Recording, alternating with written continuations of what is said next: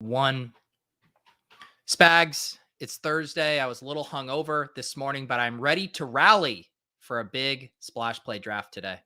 Yeah, after we build Monday's show as my flu game, I'm extra sick today, so I'm going to bring my A game here, just like Pete is bringing his, because we're going to draft some players over 30 years old to celebrate Pete aging right before our eyes. We're also going to hop into Best Ball Mania 3, drafting for $10 million in total prizes on there, and some fun stuff to hit on along the way, so let's just get to that intro.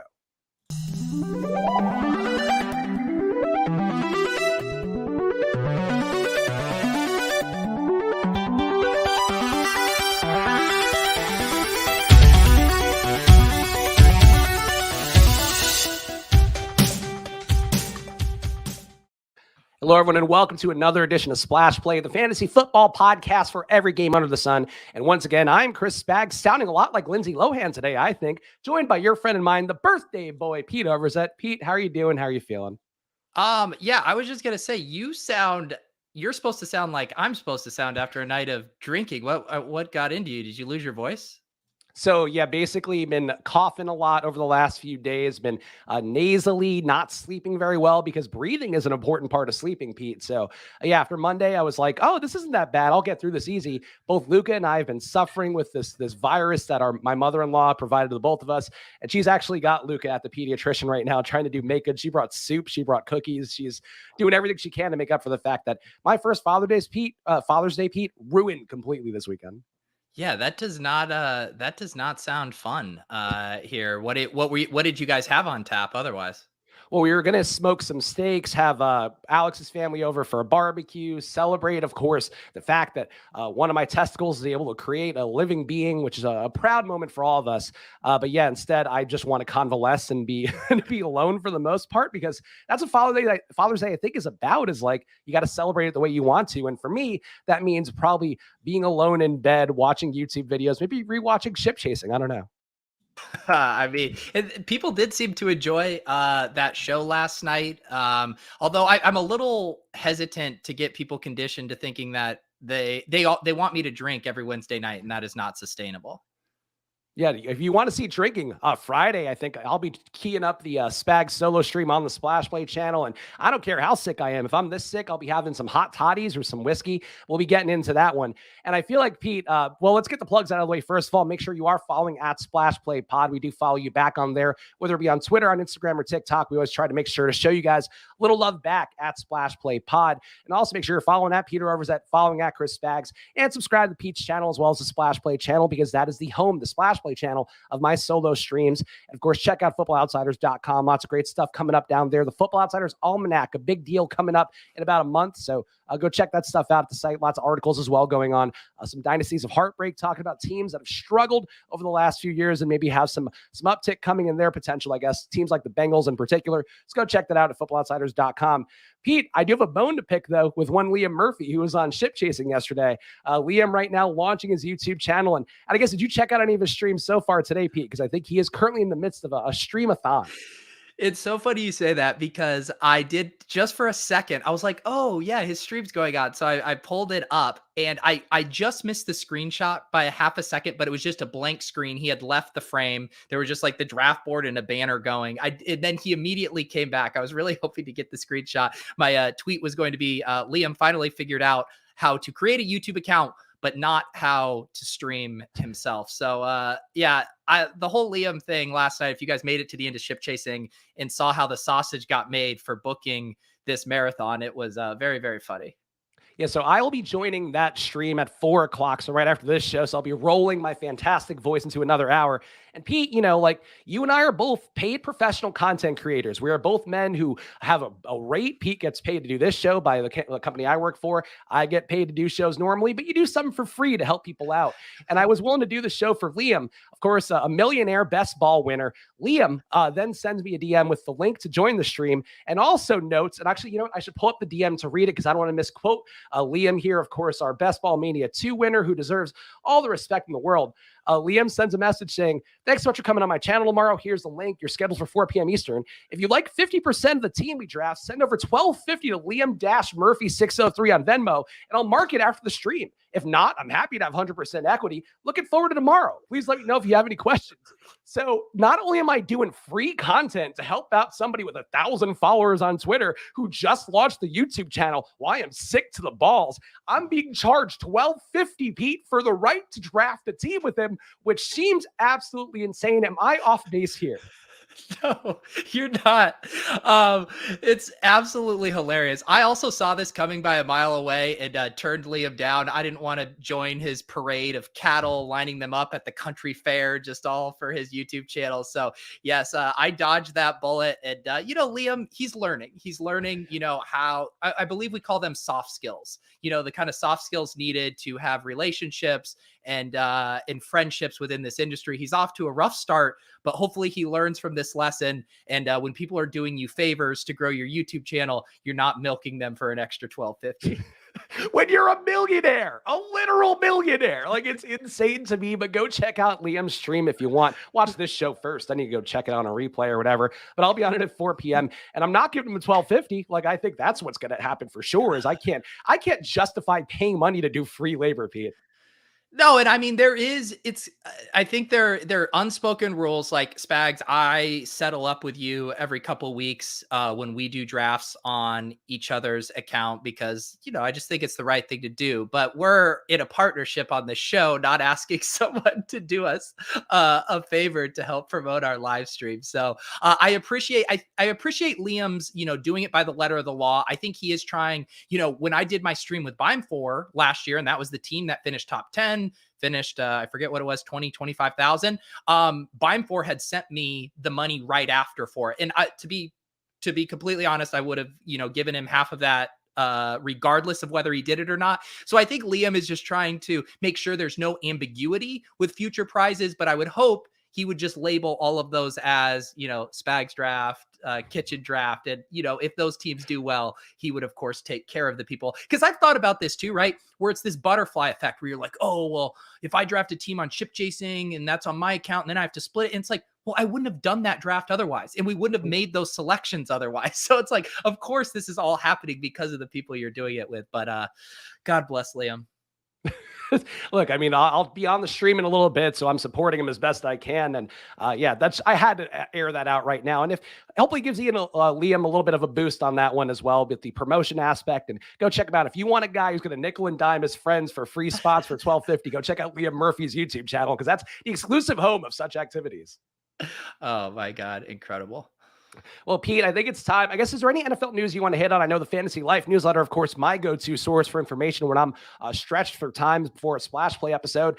The only news item in there that I thought really jumped out was Terry McLaurin, Ron Rivera talking about not wanting to trade him. It does seem like perhaps they also don't want to pay him. So sometimes it ends up in a weird impasse. But you mentioned in there that it probably is a Deebo Samuel situation where he kind of has to end up back there or else he's going to be holding out and probably not getting the results he wants anyway. But anything, I guess, do you have any thoughts on that or any other news items that did jump out to you over the last few days? No, yeah, it was interesting last night on chip chasing. I think those guys were more in the camp of, hey, Ron Rivera's not a really reliable narrator here, kind of leaving the door open. Hey, maybe a trade could happen. I can't imagine that they would do that. Although, it's always an interesting thing, right? They drafted Jahan Dotson. They need playmakers, so that makes sense. Or is that also a little bit of a hedge as a contingency if McLaurin were somehow to leave or things were to head south? Maybe a little bit of both there. But yeah, pretty slow news day. I mean, everyone's talking about the Eagles changed their logo today, and everyone's upset about that. That's about all I've seen going on. So we should probably hop into our olds draft. Yeah, let's do it. We're going to go a little snake draft here of guys over 30 years old, and we even have a little graphic for it, though. Pete and I, before the show, that's why we started a few minutes late. We're trying to figure out how to make it look the best, and I feel like this is pretty solid. Like, honestly, Pete, given the bar now for setting streaming size windows, both on this show and industry-wide, I feel like that's a beautiful window. You've got size there. Yeah, we're so self-satisfied with our work of sharing a PowerPoint. So, behold our production value. It's still a level beyond, like you've talked about the two guys streaming in boxes next to each other. At least we got something. That's right. It is true. So yeah, the concept for this, right? I mean, when I was doing research for this today, Spags, there aren't that many olds in the league. Mhm. Like there's a natural selection bias to the NFL, specifically at the running back position, where these guys just don't hang around in the league. Of course, our friend Mike Leone, he gets razzed on a lot for loving these old players. They can, of course, represent values at certain points in drafts, but it's also fair to wonder what legitimate upside some of these guys have, even though they are known commodities. So my list is a pretty short list here. Do you have any kind of rules you want to do, at least positionally? So I think what we talked about before the show is we can only, so it's 4 rounds here. We're going to snake draft it. I think we can only take one QB. Like I think we talked, maybe about taking 2 QBs, but I feel like 1 QB and then 3, whatever other positions there are. And I do feel like part of this, we got the question from ATX Bearcat in the chat. Where's the player pool? Part of the fun of this game, Pete, is that we had to come up with our own player pools for this one, do our own research, our own legwork here. And I've got a couple guys, so I'll let you go first. I can go first, whatever you want, because you are, of course, the aging birthday boy.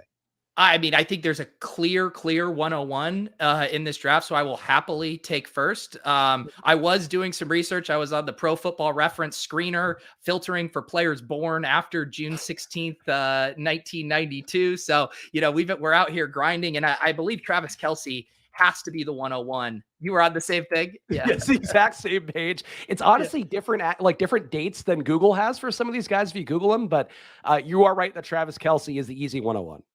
Yeah. So now you get to double tap here. I do think there's if we're just comparing this to Underdog ADP, obviously Travis Kelce going around the 1-2 turn in most drafts, there is going to be a giant ADP gap here to the next guy, unless I'm forgetting someone that you've unearthed. So there is one guy not on Pro Football Reference's list, but there is a guy who is just 30 in April. Keenan Allen is going to be my round 1 pick. Wow. Okay. I missed him. I thought he was older, honestly. So I was like, oh, okay, he just barely made the cut. There's a couple guys like Mike Davis is only 29, which kind of threw me for a loop. I thought he'd be at least 32. But Keenan Allen, born, according to Google, April 27th, 1992, which makes him just 30 years old. Wow. I got rugged by Pro Football Reference. That one wasn't on there, right? No, it was not. Yeah. Goodness. Whew, I'm steaming. I think you were smart then maybe to take the second one here, although now I'll be curious to see where you go here. So I think, just based on the value that these guys are providing, if you are, drafting on Underdog or really wherever for best ball, regular fantasy leagues too for season long, if you're starting to do that really early, I think the round 2 picks for me going to be Tom Brady, just because of the fact that he does line up well with Mike Evans, another guy who I thought could be 30. He's actually 28. Chris Godwin, a little bit younger as well. But Tom Brady, I don't care if he's 15 years over 30. He's still fantasy wise, probably the best producer out of, most quarterbacks, let alone guys over that age. So there's probably a couple of the QBs, Pete, I know that we talked about over text that you might want to take, but for me, I think it's Tom Brady you got to give him the honor here. He's got to get his laurels from being on this really prestigious over 30 player snake draft we came up with this morning. All right. Well, I'm going to destroy your stack then. And I'm going to take Rob Gronkowski here. We're going with a bully tight end build in this over 30 player snake draft. I think by non-quarterback wise, by ADP, he's probably the next best player again, unless you've been able to uncover something here. Obviously hasn't officially returned to the Bucs, but when you look at ADP in the markets, almost everyone is assuming it's a lock that he's coming back. He's going to be live for double-digit touchdowns again in this offense if he stays healthy. So I like the Gronk pick. And did we establish, Chris, for this draft, is this half point PPR, 6 points per touchdown? I just want to make sure I'm getting it in good. A little bit of column A, a little bit of column B is how I was thinking about it. But I don't think it's tight end premium, though, despite the way you're drafting. Okay. All right.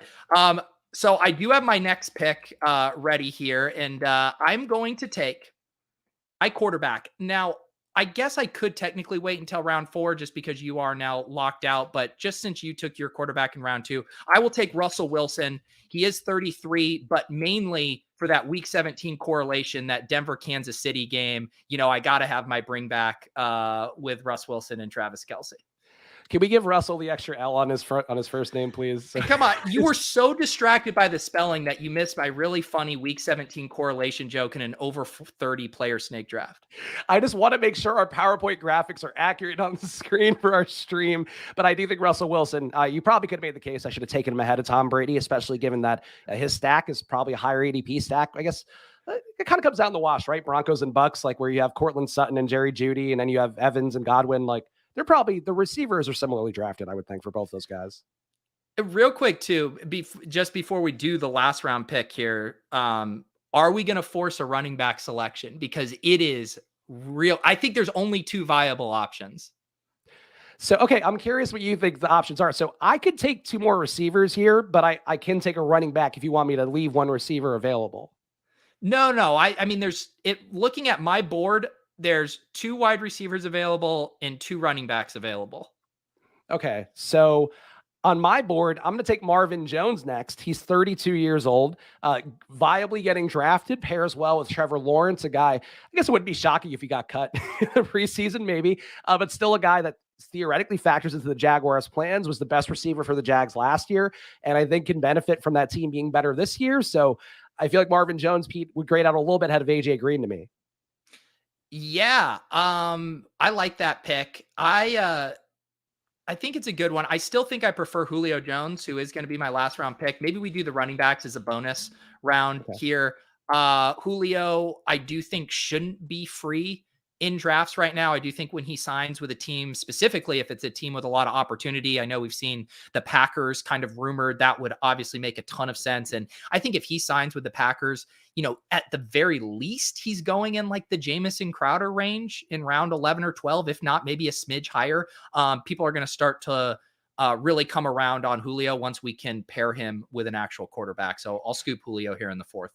Actually, good point by Mark Smith saying Marvin Jones. How about Adam Thielen? Adam Thielen is 31, which wow. Did I get rugged by was he not on Pro Football Reference either? Because I went through that. He wasn't on my board. It might not be accurate for some of these guys on Pro Football Reference, but he is born August 22nd, 1990. So yeah, he wasn't on that list because we looked at the exact same list and no, he didn't come up.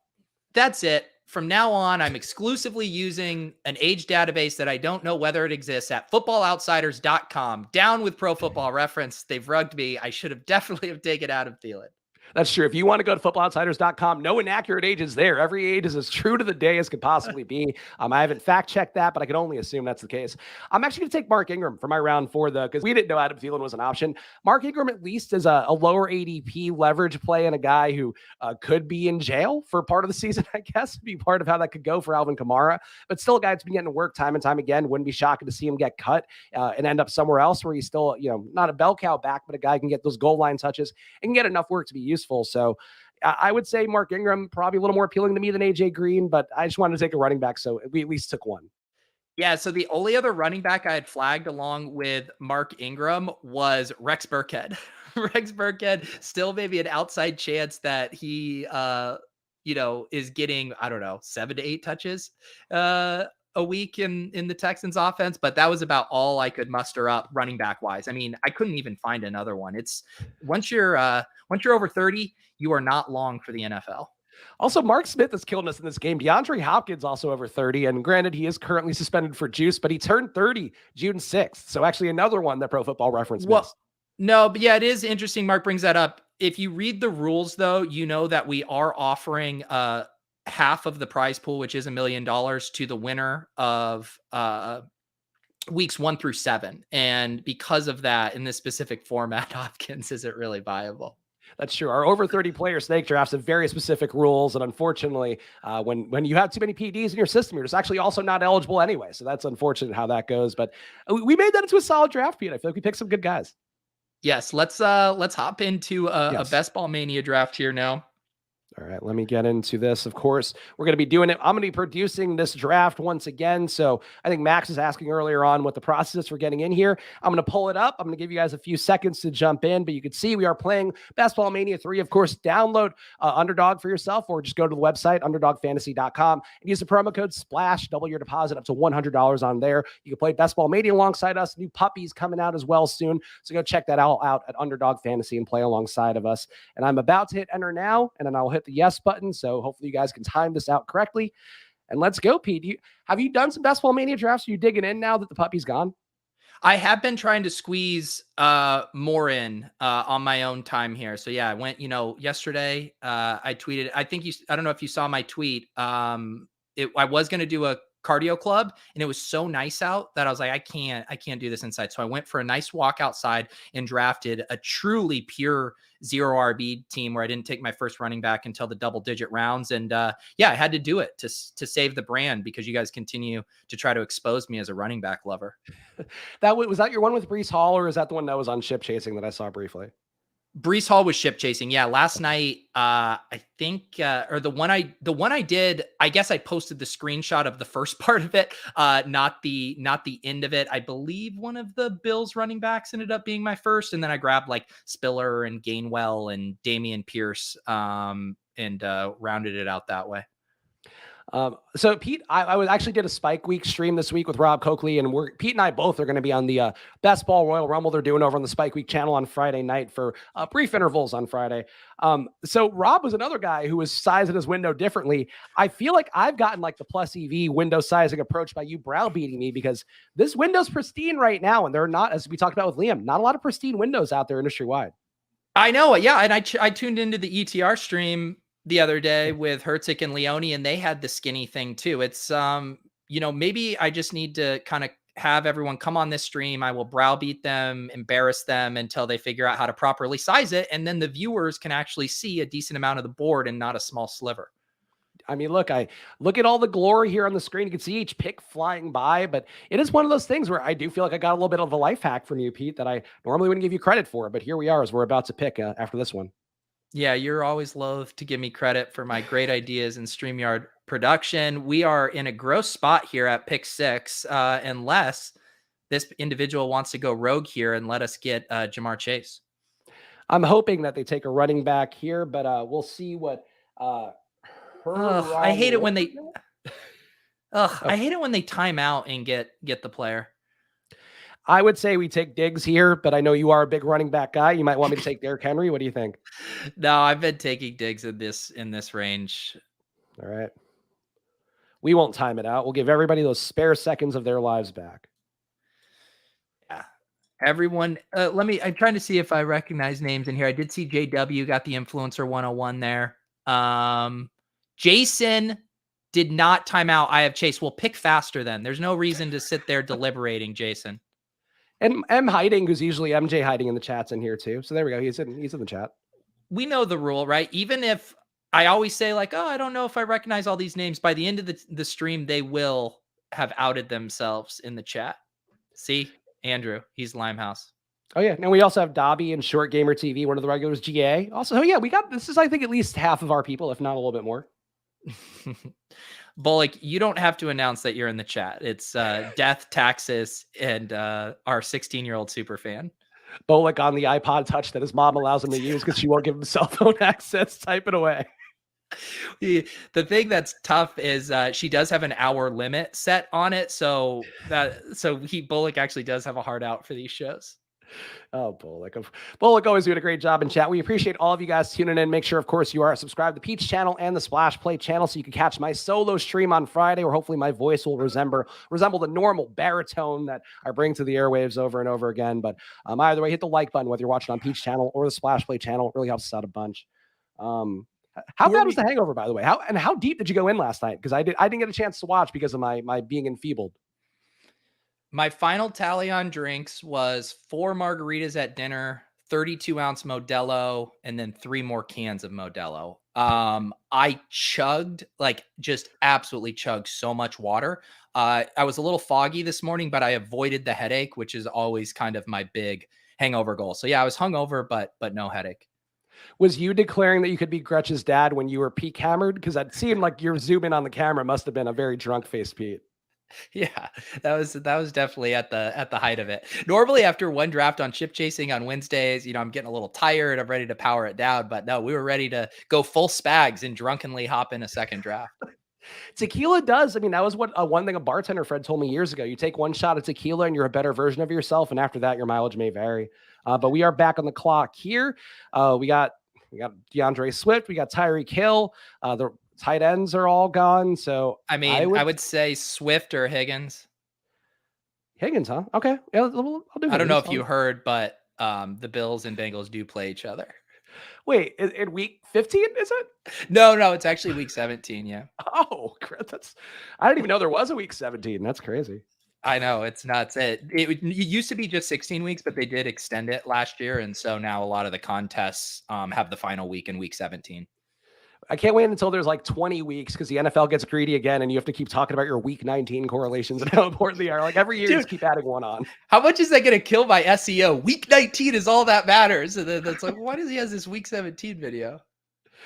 Oh man, did you get any good gifts for your birthday? Gifts? Honestly, no.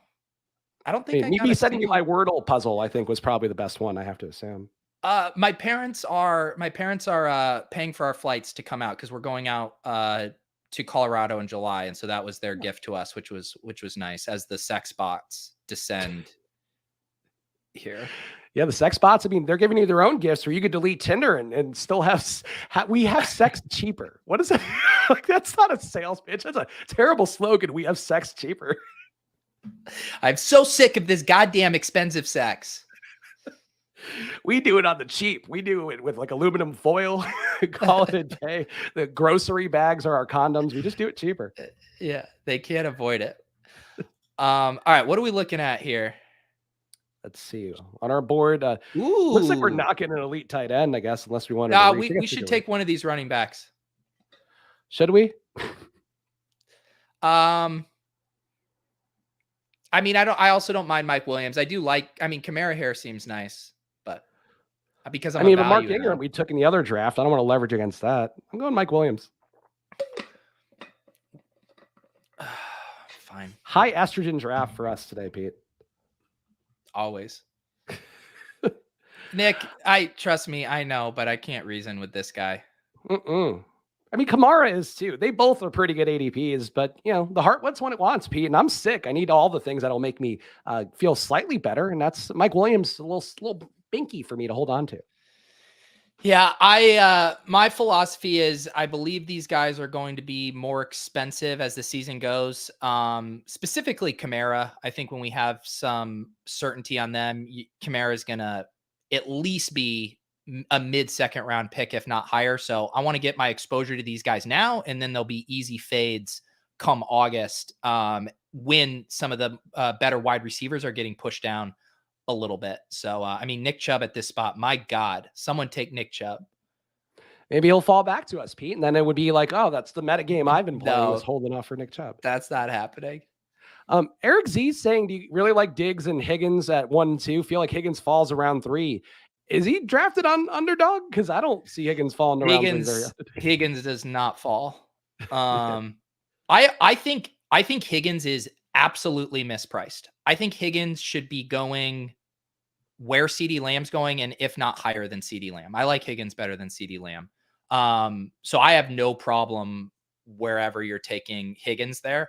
And I guess the only argument you could make is people seem to get really caught up on the wide receiver 2 thing. I forget what show we were talking about. I really don't get it. Brandon Cooks is a wide receiver 1 and he goes in round 8. Like we're chasing offenses and offensive, production.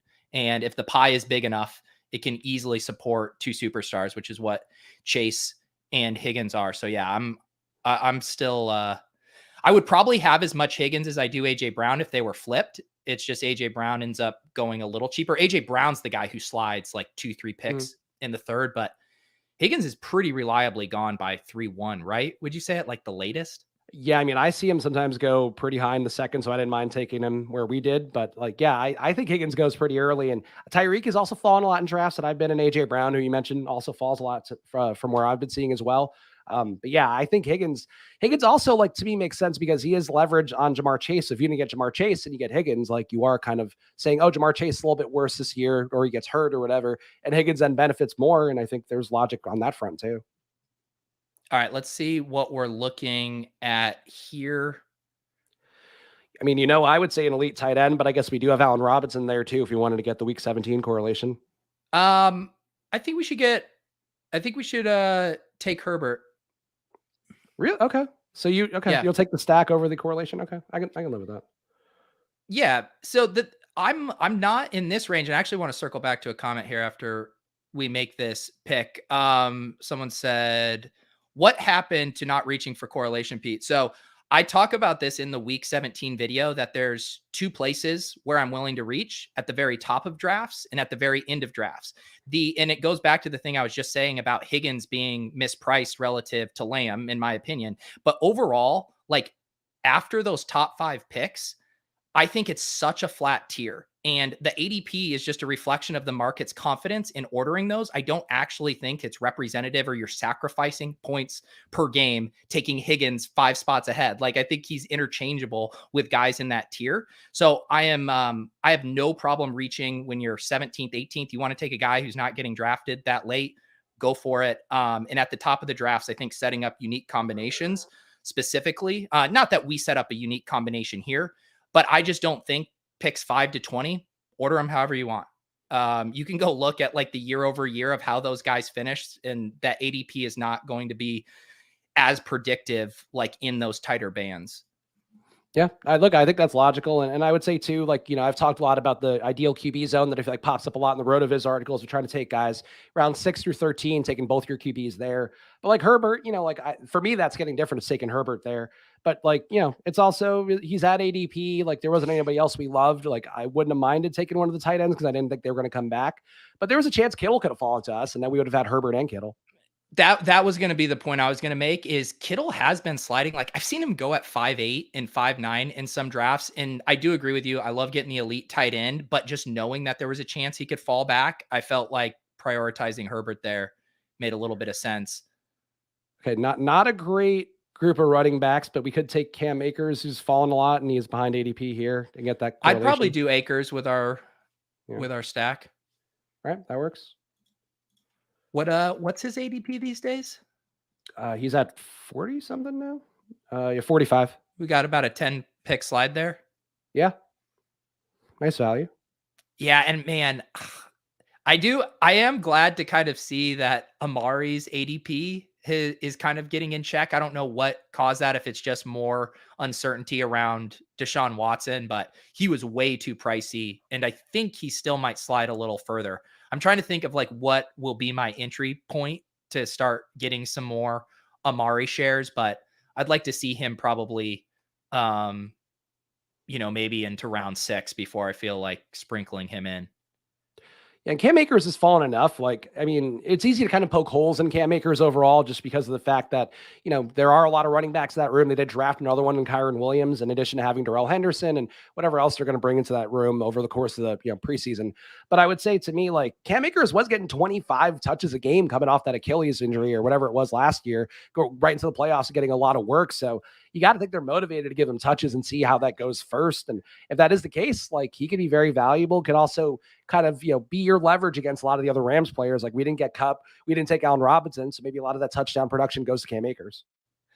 Yeah, this is honestly, I know, again, when we talk about the week 17 stuff, yada, yada, having player takes, like, one of the reasons I appreciate the correlation angle is because it leads me to natural diversification. If we didn't have this correlation angle, I've never selected Cam Akers there. I don't want Cam Akers. I like other running backs. There's probably a wide receiver I'd rather take, but having permission because of the correlation, in getting exposure to guys that I don't want 0% Cam Akers, right? And so when are the logical places that you can get him? Okay, well, we have an LAC stack and they play the Rams. And then on top of that, he slides 10 picks past ADP and we're in kind of a 0 RB build. So it's like, when it really lines up like that and checks all the boxes, that's where I think you have the green light. Yeah, no, I think that's a very logical point. And I would think too, like, in terms of Rams Chargers correlations for week 17, like, Akers with a receiver in Herbert and just one receiver in Herbert, I think it's probably not terribly highly owned, you would think. Like, a lot of more people would be going to the Kupp correlation or the Allen Robinson. So just wanting to take Akers there, I think you're getting different. Yeah, we're on the clock here. I mean, yeah, I was bummed Moore went. I'm good with London. No Jacobs, no Burrow. You don't want to take our second QB and be done. We love elite QBs here on Splash Play. So yeah, take London. My thing, what I was saying to someone, I think it was in the comments of one of our last videos on the elite QB. Oh, because of your when you double tapped elite QB last time.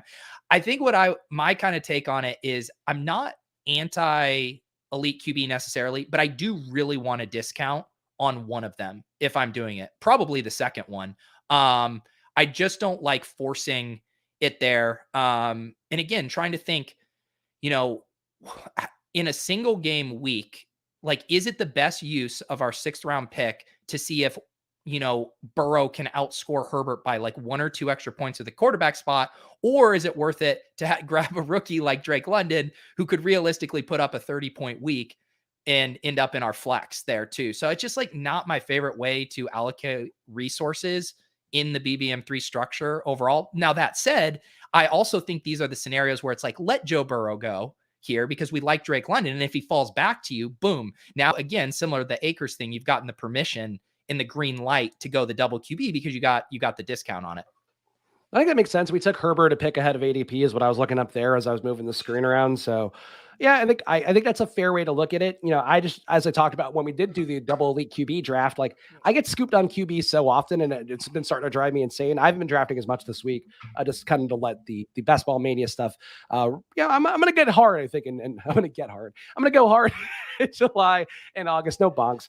And then, start drafting more, but like, I've been scooped so heavy on the puppy and double QBs that I wanted that I'm tired of getting those stacks broken up that I just wanted to get it done.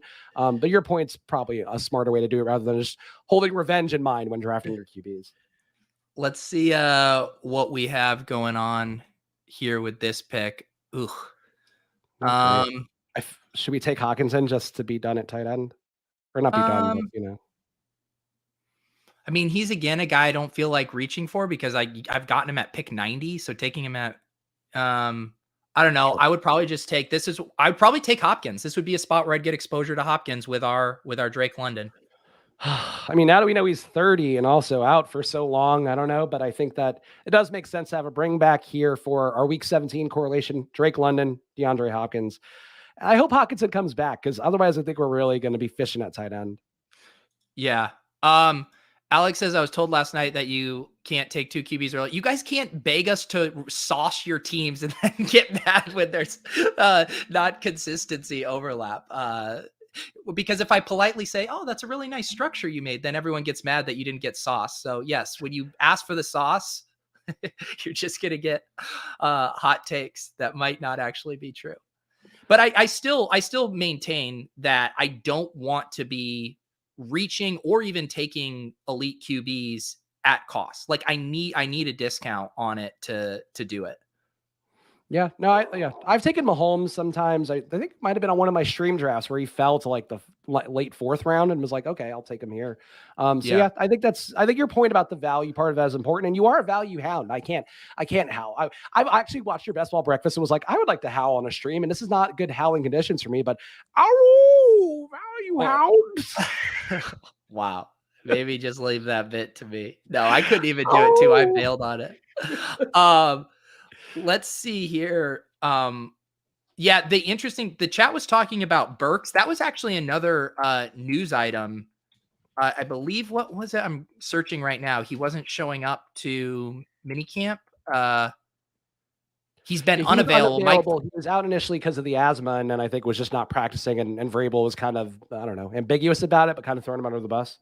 Yeah, and to me, T's and P's to Treylon Burks, but if this gives us even more of a dip on him, I'm happy to scoop it up. Again, like our entire focus here, why did we take DeAndre Hopkins? Because we're not worried about him missing the first 7 weeks. We're hoping that he can finish the season strong for us. Same with Treylon Burks. Okay, he gets off to a slow start or whatever. Doesn't matter. Like we just want him to surge in the back half of the season. So I'll happily take the Burks discount if the market continues to overreact to that.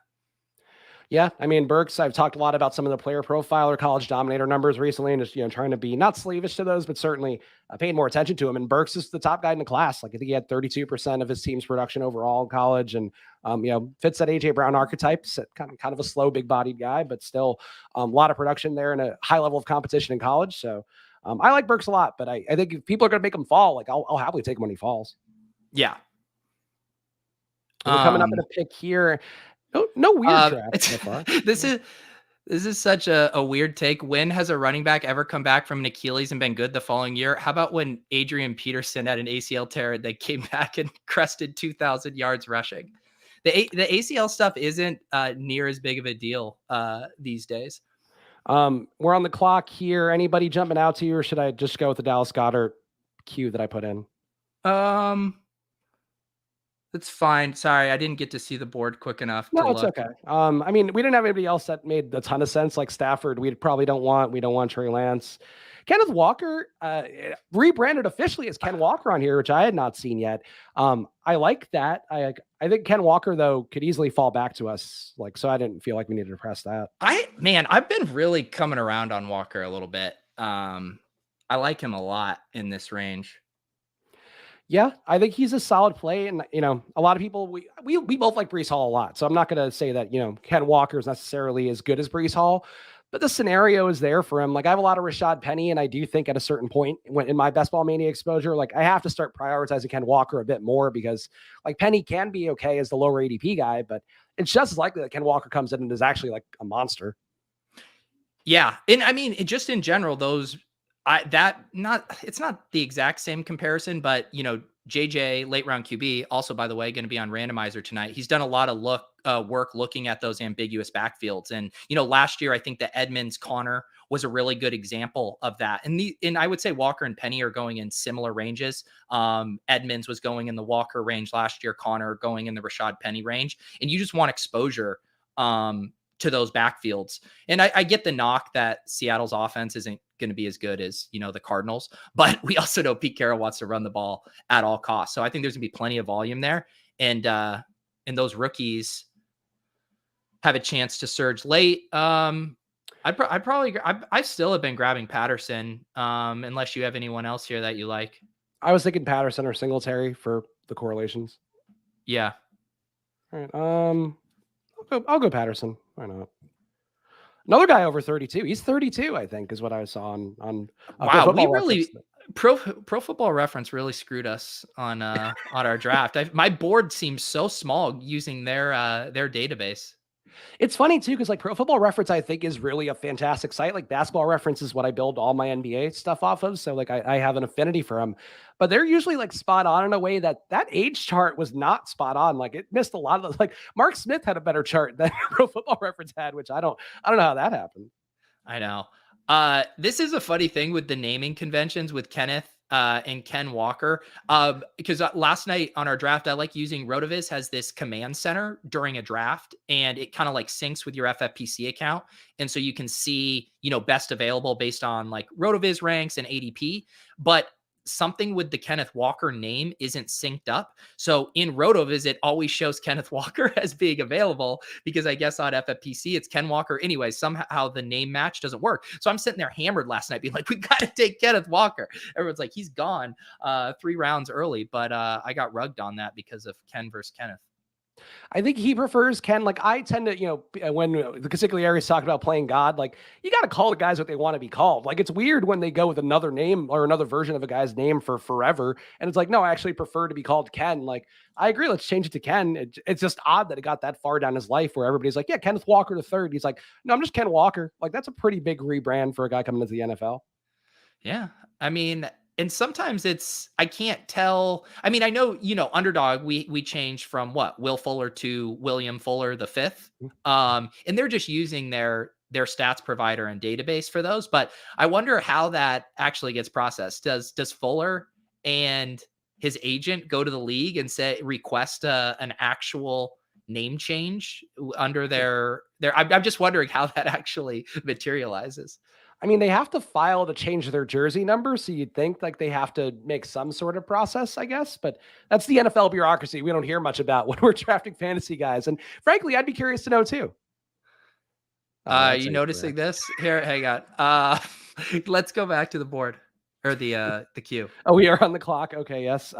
Naked 8. This is a good bit, but if you spam this in the chat, you get to do it once. I will block you if you keep that up.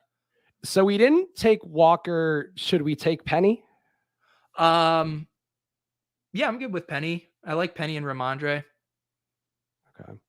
I had a lot of Ramondre early, and I haven't been taking much Ramondre over the last few weeks, and I don't really know why, but He just hasn't kind of lined up with wherever my ADP was. But I like that we got Penny there. Like, I think that's one of those decision tree things that I talk about that I find to be a helpful way for me to draft is like, okay, we passed on Walker. So like we kind of said, hey, Walker is not going to be as good, even though like, we kind of debated on the show. But for our draft itself, like we didn't take Walker. So we should take Penny, I think.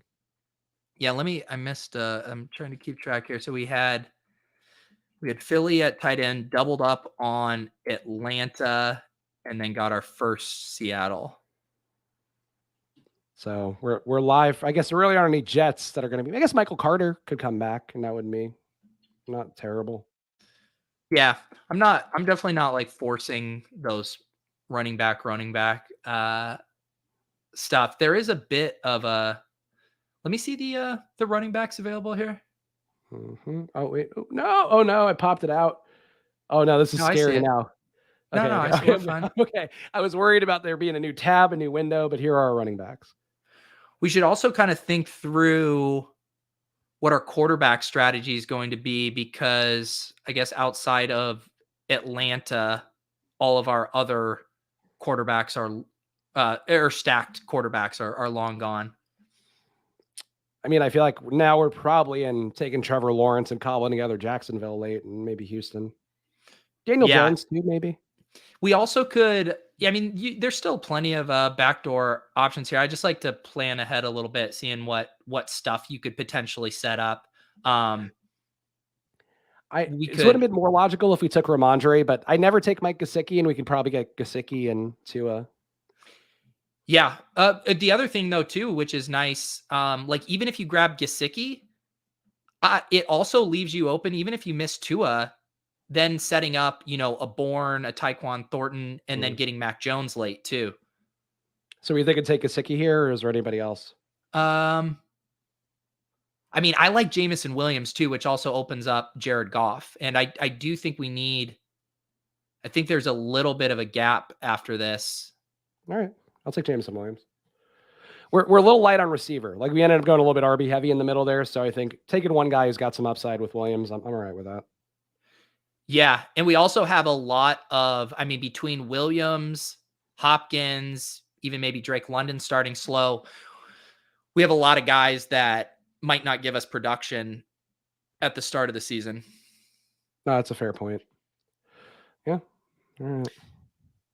I do love this range for running backs, that those next three best available: Ronald Jones, Rachaad White, Isaiah Spiller. I think those are all fantastic picks.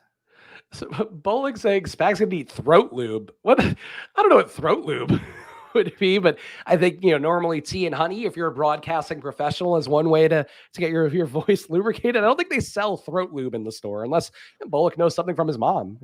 I think we should bonk Bullock.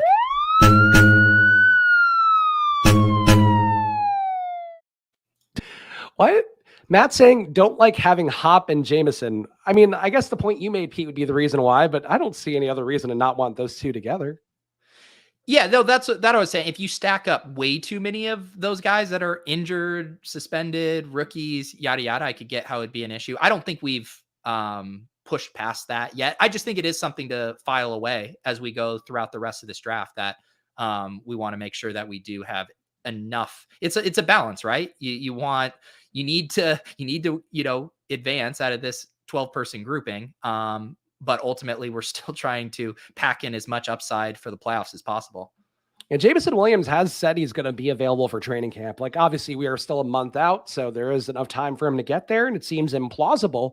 But he said it publicly enough times that I'm willing to, at least see how that goes. So I don't, it's possible he's there, and he's going to be a boomer bust guy anyway. Like, I don't think he's going to be like a 10 target guy. He's probably a better and best ball guy, no matter what the configuration is. And also kind of thinking through just how I think about some of those picks too, because we were just talking about, what could be our in-game QB2 strategy for this draft. I think Jameson Williams is a good pick. I think we needed another wide receiver, and it gives us a Jared Goff out as a QB2 late. I think like a Goff Herbert is a pretty solid pairing. I don't even know if Chark is still available. Potentially we could even do that. Although I really, like I said, I believe Rojo and Spiller and Hines. Like, I love all of these running backs here. This is such a nice 0 RB range, even down to Henderson. So I would be inclined to take one of those guys here. Yeah, and the perpetually falling Michael Carter's still there as well. Sean G asking where does Chart go in these? Looks like he's going normally around the 148.7, so about 149. Yeah. Which of those running backs I talked about? Because I mean, I'm in for Rojo, Spiller, or Hines. Spiller is kind of my flavor of the week right now, but I like any of those guys. No, definitely do Spiller. Let's just keep building out this. I completely for blank that we have Herbert going. Okay. Yeah, I'll take him. And theoretically, like the reason you would take him for a week 17 correlation is that, Eckler's not out there for some reason. So should theoretically get some of that pass game work if that were the case. So I think it's not a terrible, I don't love the QB running back correlations. I know you're a little more willing to go there and people in general are than I am. I have kind of a brain block with that, but Spiller, like if he works out the way that we're hoping he works out, like he'll probably catch some passes. Yeah. And he's cheap. And if he pays off on this, it's probably because Eckler got hurt. And then at that case, like he's probably like worth a second round pick in that scenario. And so you don't really care about the correlation relative to the cost there. I think the other reason I like it too is, there's two other really good stacking options with Herbert after that, or I shouldn't say really good, but the only other ones you'd want, which would be Josh Palmer and Gerald Everett. I have no problem having Herbert with three other Chargers players, but I also like not being forced to reach for those guys. Like say, if you just get sniped on that. So we already have the double stack with Herbert. So I kind of like having that flexibility there. And because it fit our build. Yeah. The second I opened Palmer's name to put him in the queue, somebody took Palmer. Yeah. What is his ADP these days? He is. This feels like he went high. Yeah. Well, I saw that's probably a little Josh Norris steam. Josh Norris has been pumping Palmer on Twitter and shows lately, so I bet we're going to see his ADP creep up a little bit here. I feel like Mark, to me, has been coming in with some good takes, some takes that I don't think are the best. This one, QB running back correlations get overlooked. It's more correlated than people admit, but the goal of what you're trying to do when you're correlating, especially for DFS, is like you don't want your QB and running back because the QB has the better day by just passing other guys and actually getting all the production from that. The running back, though, is going to have worse days because the quarterback is passing well and he's not going to get all of his production from the quarterback. Let's make this pick here. Let's I'm fine grabbing Van Jefferson and just and having, we're obviously playing for this game. Okay. But my thing I'm never gonna have an issue with, but yeah. What are we at running back wise? Are we at 4? Yeah. 1471. So my thing with the correlations is, again, I think it's kind of simple to think through in that there's two different types of correlations. There's the season long macro correlation on just like what teams are going to be good. If Austin Eckler tears his ACL in minicamp, the fucking correlation on an individual player game level between Herbert and Spiller does not fucking matter. It will be an absolute smash. If you want to make the conversations about them being like neutral or maybe slightly negatively correlated on a per play basis or in a single game, like I kind of get that. But still, if the Chargers put up 40 points in week 17, I'm going to want pieces of the entire offense. And I'm not, super concerned about slightly negative correlations in that regard. But I wouldn't give a guy a boost and be like, oh, well, people overlook quarterback, running back. Like, I don't think that's like a positive. I think what you're saying about the offense makes sense, but I don't think that's a positive when you're especially trying to just target, week 17 correlations. Yeah. I'm never going out of my way to be like, oh, I really want a running back with this one. I do think you just need to just do a quick screener of like, hey, does this running back catch passes? We've seen some anomalies in the past. Like I remember when I had Stuart Gibson from Advanced Sports Analytics on my GPP show last year or 2 years ago, we were looking at how Tannehill, AJ Brown, and Derrick Henry were all positively correlated, which is pretty crazy considering Henry didn't even really catch passes. But it was just because the way the Titans offense functioned when they rolled, the entire team rolled, both the passing game and the running back game. That's obviously probably an outlier scenario, and Derrick Henry is the ultimate outlier. But as long as the running back catches passes, I think the stacks make sense because ultimately what you're really wanting for week 17, say you grab Eckler with Herbert. you want a Herbert to Eckler touchdown pass. Like that's really, and that's live because Eckler will catch passes. I think it gets a little thinner where it's like, okay, Ronald Jones with Patrick Mahomes, then you're probably just banking on like the full season correlation. Hey, the Chiefs are going to be good. I think Ronald Jones might take over the backfield, yada, yada, but it's probably unlikely in week 17 that Ronald Jones is catching a pass touchdown. Yeah. Yeah. And I like, I think that's always been the one that I kind of look at the most, or the one that I look at the most rather, is like the McKissick, Carson Wentz for Washington, or whatever McKissick has been with every QB historically, is like 90% of the stuff he's getting you. And kind of a Naheem Hines is similar, but he also gets the benefit of like, if Jonathan Taylor gets hurt, he should theoretically get some carries too. But like McKissick, like everything he's doing is coming from the QB. So like, that's a pure correlation. Whereas the other is just like, oh, the rising, like a rising tide correlation, I think is different than a direct correlation. Yeah. All right. What are we at here? Is Everett still available? He is available. Should we just take him to make sure we get him?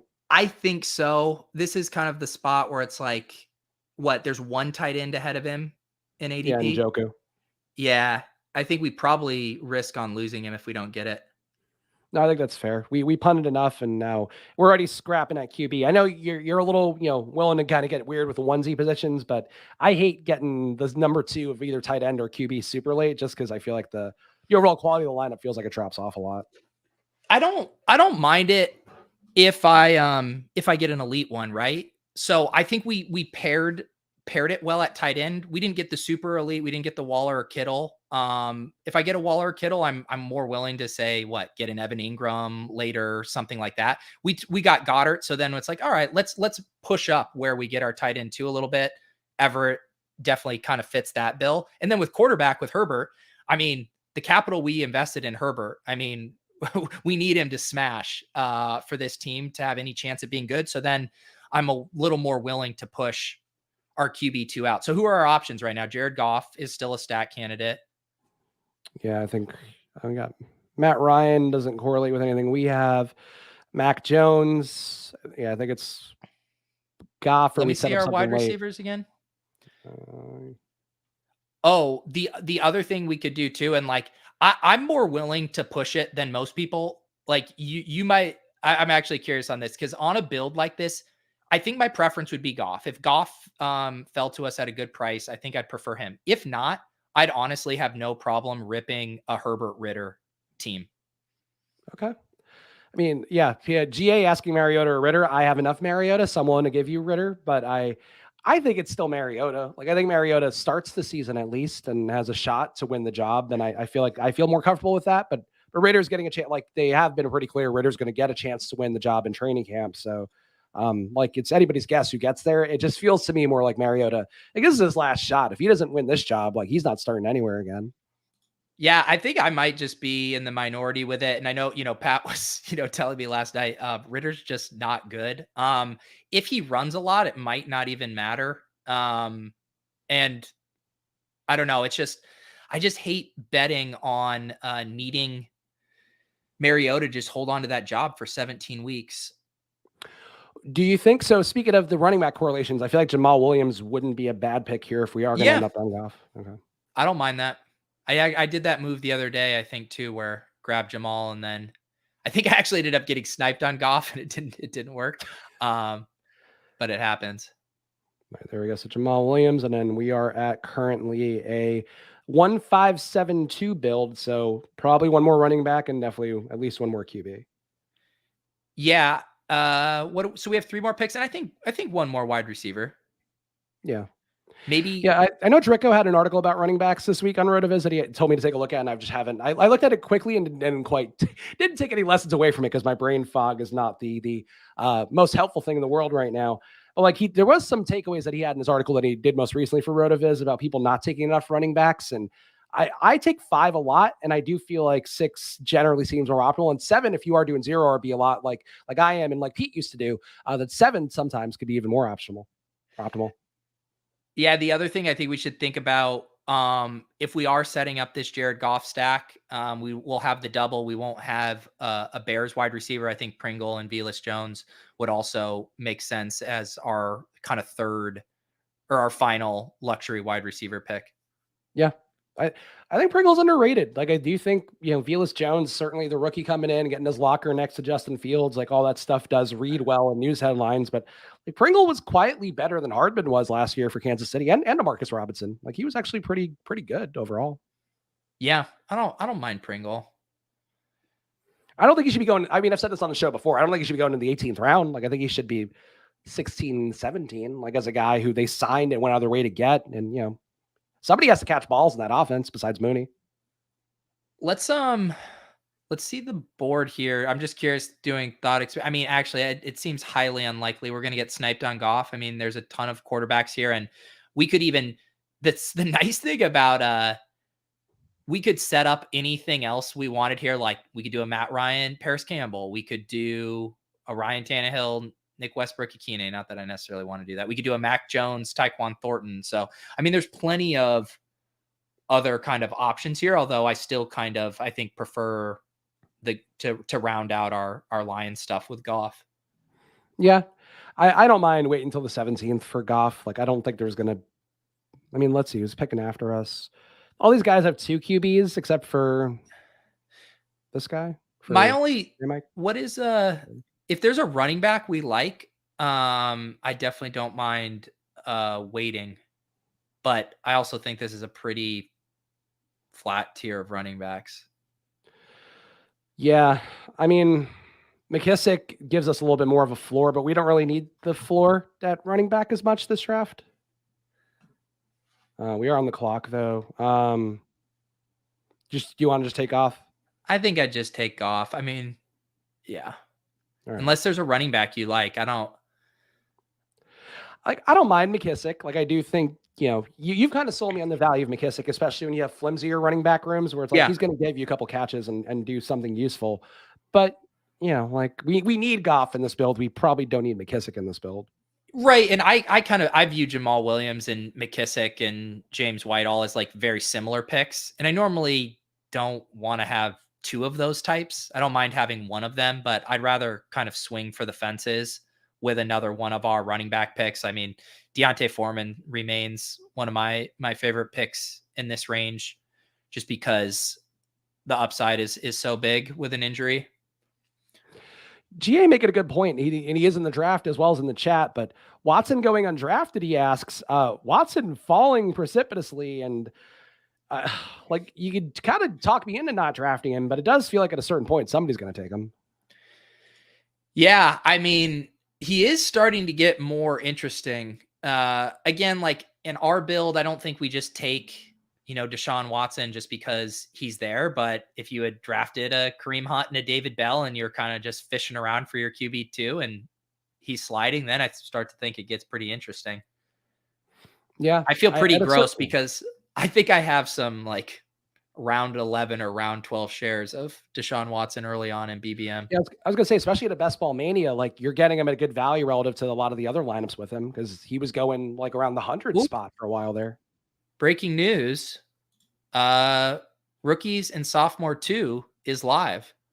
$75K in prizes, $15K to first, $10 entry. Maybe we will do a Rookies and Sophomore draft next week. Perhaps we can dabble there instead of spending all this good hard-earned money on Best Ball Mania 3. Where are we going to go next? That is the question. So are both those Bears wide receivers still kicking around? I would presume so. Pringle's still there. Velus did get taken. Ooh, then if Velus is gone, then we probably should just take Pringle. All right. Syrian Davis Price. All right, Pringle drafted. So we are now at a 2-5-8-2 build. Do you think one more running back in the 18th? I think so. Yeah. I think a 2-6-8-2 with this makes sense. We'll have a lot of the guys that I know. I think you like. I saw that Nick was saying a big Chris Evans guy. I've been taking more P. Ryan, but I get people do like Evans more in the hopes that he takes P. Ryan's role. Hassan Haskins there, Sonny Michel there. We got a lot of guys we could take that I think would be pretty solid in the 18th. Yeah, let me see. Are there any week 17 tiebreakers we can do here? I'm looking at the ones we don't have. We don't have New Orleans. We could maybe do Mark Ingram. We don't have a Yeah. Jet. There wouldn't be one to take there. Yeah, Mark Ingram is interesting given that we did draft him before the draft. So maybe that's a sign from the heavens that this could be the thing our lineup needs. You're right. Yeah. I will say, like, have we gotten an update on the David Johnson thing? They brought him in. Was there any other follow-up to that? It seemed like some of the reporters were extrapolating a little more that they were close to signing than he actually was. But I don't think there's been anything else. I think it was just a pure visit at this point. Yeah. Yeah, maybe that's one of those things where like they took him in and they were like, okay, if something goes wrong, we'll bring you. But like that could be the situation for him. Well, Spags, I know how much you love your decision tree leverage, and so after you wanted to pass on Kamara, taking Ingram makes a little sense there. I do think the decision tree overall, like solid branding for my draft angle, where I could be like, it's all about the decision tree, and fuck week 17, decision tree drafting is the move. Like, there's a brand there somewhere. Yeah, this was a good question, Max. I was keeping an eye on that. McKinnon is gone. He's in this interest. Like, I will say right now, if you're in drafts, take advantage of McKinnon before this ADP fully refreshes. Because he's still in some of these drafts sliding, to pick 210 or whatever, just because he's buried in the queue. But I think once the sharper drafters start scooping him up in the 16th, 17th rounds, probably 15th, 16th, he's going to move up. And I think he'll he should, in my opinion, be higher than even like Darrell Williams, where Darrell Williams kind of shot up to. Interesting. I feel like he should be close to Darrell Williams because they kind of have the same thesis of the play. Not to steal. I think close to. I'm just saying. I think I prefer McKinnon to Darrell. Okay, interesting. All right, we're on the clock again. I mean, McKissick is still there, but I feel like we did pass on Kamara. So Ingram or McKissick, which one's better to you? Ingram. Okay. Yeah, this might be my first pick of Mark Ingram at all. So despite my reported love of the olds, my first Mark Ingram, all best ball mania. I made it a resolution a week or so ago that I was like, I need to start taking a little bit more Mark Ingram. I think obviously he's not as fun or sexy as Deontay Foreman, if you can consider Deontay Foreman sexy as a handcuff. But Mark Ingram feels a lot to me like a Mike Davis type, right? Where that year, he was clearly Dalvin Cook's handcuff, and no one was drafting him because it was fucking Mike Davis, and no one wanted to get excited about him. But then he got just massive usage when McCaffrey went down. I mean, if Kamara gets hurt or doesn't play, gets suspended, I mean, Ingram's going to get what, 15 touches minimum a game. I think that's a pretty palatable price tag here, and it also kind of evens out. People were talking about all of our injured and suspended players earlier. Mark Ingram's probably a guy who's more of a fast start guy, right? As opposed to he's holding on to the job for week 17. Yeah, I think that's a fair way to look at it. Yeah, I don't mind taking Ingram there. Like, I think he certainly spelled out the logic pretty well. And of course, Pat Kerrane going to be, I'm sure, happy somewhere. He felt a wave of joy overcome himself as Greg Dulcich here goes to round out the draft. I think Pat's single-handedly driving some Dulcich ADP. I saw someone tag Ship Chasing, or they were doing a draft while watching Ship Chasing, and their last pick was Greg Dulcich. So I think Pat's favorite flyer is getting steamy. I'll title this one Mark Ingram and the Gang. Because you got to title your draft after your 18th round pick. I think we all know that. So right, what is your naming commit? You name them when we draft together? Yes. Everything else, I just kind of figure whatever it got drafted, I'm not going to know. I don't need you have a level, like an OCD level of specificity to yours, where it's how many calories you burn, what the structure is. For me, maybe next year I'll get into that more. For me, it's just like, if one of them wins, cool, I won. I don't need to know. I do have a little OCD with the BBM3. I didn't name a single one of my puppy drafts unless we did it together. I was like, that's too much. I just think it would be fun. I want to know what type of draft. Like last year, it was very fun that my best team was one that I drafted on stream. And then, if it was a cardio club draft, a splash play draft, it just will be fun to know, and just to know the date too. I think I like having that information. No, I mean, you've gotten a level beyond. Your knowledge base is stronger. For me, it's like, okay, how do I just keep everything else together and keep a functional life while trying to max out this tournament? But I get it. When you're a savvy vet like Pete, you can categorize things as you please. Pete, what's the schedule for you? Of course, we're going to be appearing on the Spike Week Royal Rumble of Best Ball coming up tomorrow night. So we should plug that. Make sure you go check out Spike Week, subscribe there. Of course, I'll be doing the solo stream right before that because, as you can tell, I have a lot of voice to give. So I'm going to keep just rolling hours of streams out. So tomorrow, come join me on the Splash Play channel. Subscribe over there, as well as, of course, subscribe to the Pete's channel to see all the content that you have going on. Pete, anything else you want to add for the people here before we jump off? Yeah, just tonight. Very excited to do randomizer stream with JJ, aka the late round QB. I will say I was going through the prompts, and the prompts for this one are really, really good. So I'm excited for the show. That'll be at 7 p.m. Eastern on my channel. And other than that, yeah, we'll be back on Monday for Splash Play. Is JJ going to be doing some kick flips to rep all the East Coast dads, East Coast skater dads out there?